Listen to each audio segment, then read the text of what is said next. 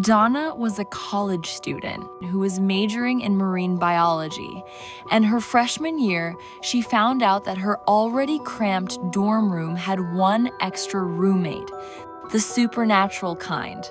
But when the mysterious entity that haunted her dorm room moved into her body, her roommates got a lesson on demonic possession 101.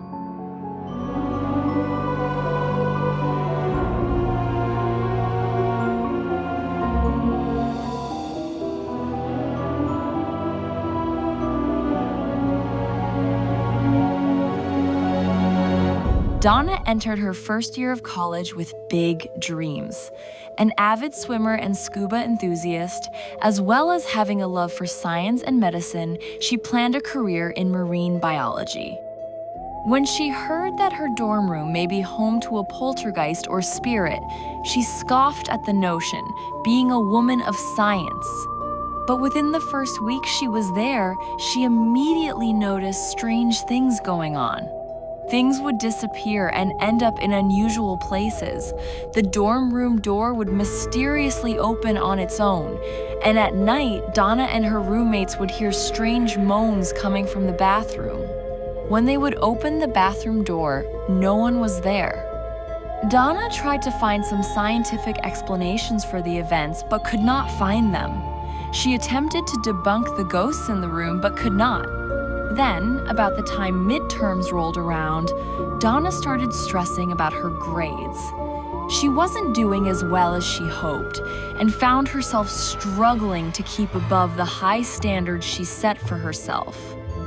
Around this time, the poltergeist activity in the room stopped, and that's when Donna began to act very odd. It all started one night when her roommates found her writhing on a bed. They thought she was having a bad dream, so they tried to wake her up, but she was already awake. Then she began speaking in tongues. Strange voices came from her mouth that weren't hers. Her roommates quickly realized that Donna might be possessed by the spirit that haunted the room. They speculated that, since the paranormal activity ended recently, the spirit must have moved out of the room and into their roommate. This fit she was having went on for several minutes. Just as the roommates were considering calling 911, she stopped writhing on the bed and looked confused and bewildered.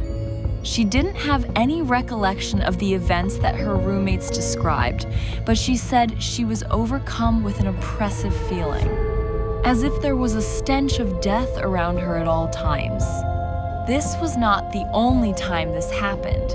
In fact, several nights in a row, Donna's strange nightly behavior continued.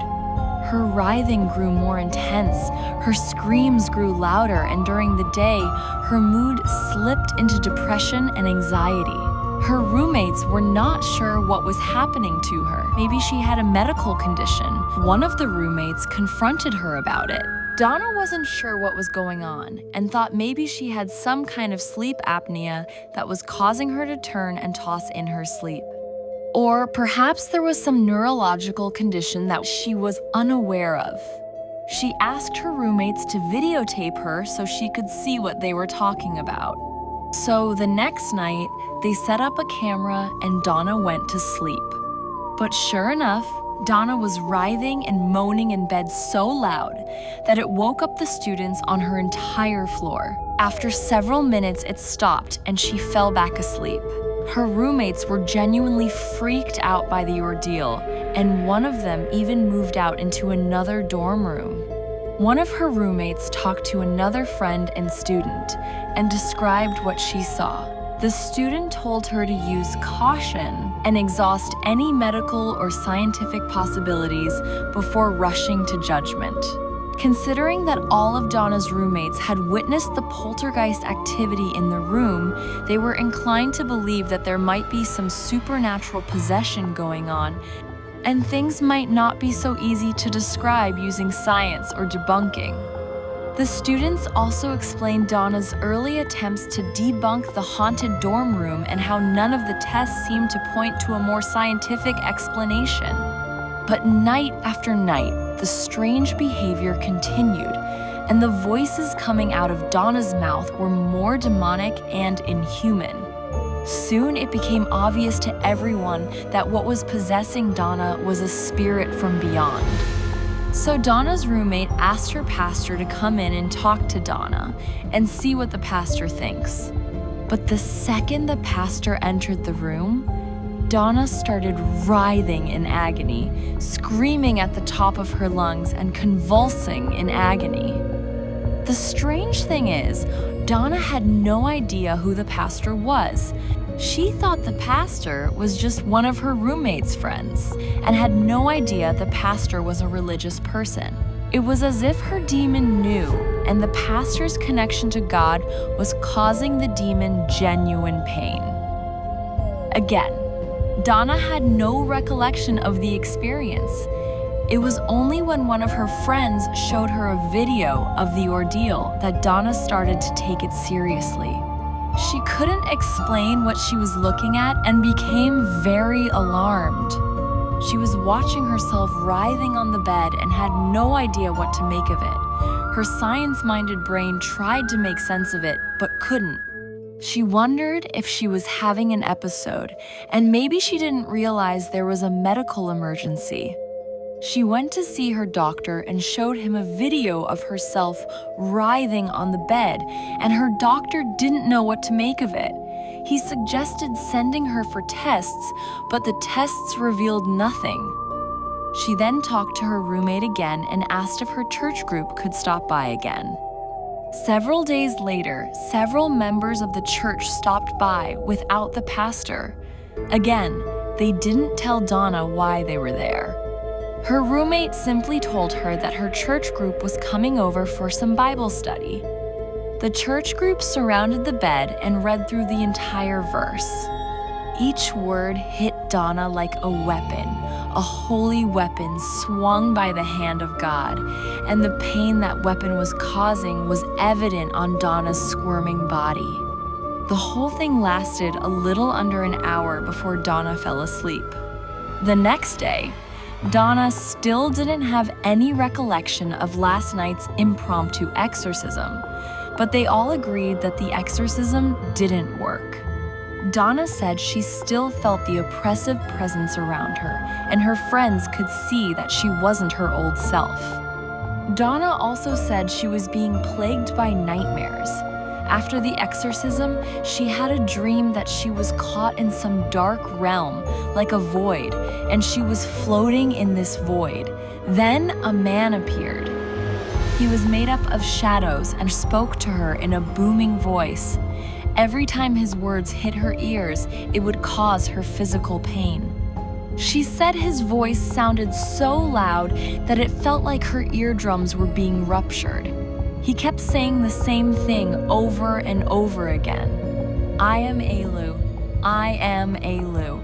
After some research, she found that Elu is the name of a Mesopotamian demon. That demon has no mouth, lips, or ears.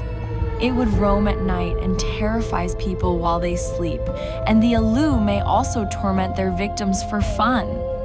It was also said that possession by the Elu would result in unconsciousness or a coma. In this manner, it resembles creatures such as the Mara and the incubus, which are invoked to explain sleep paralysis.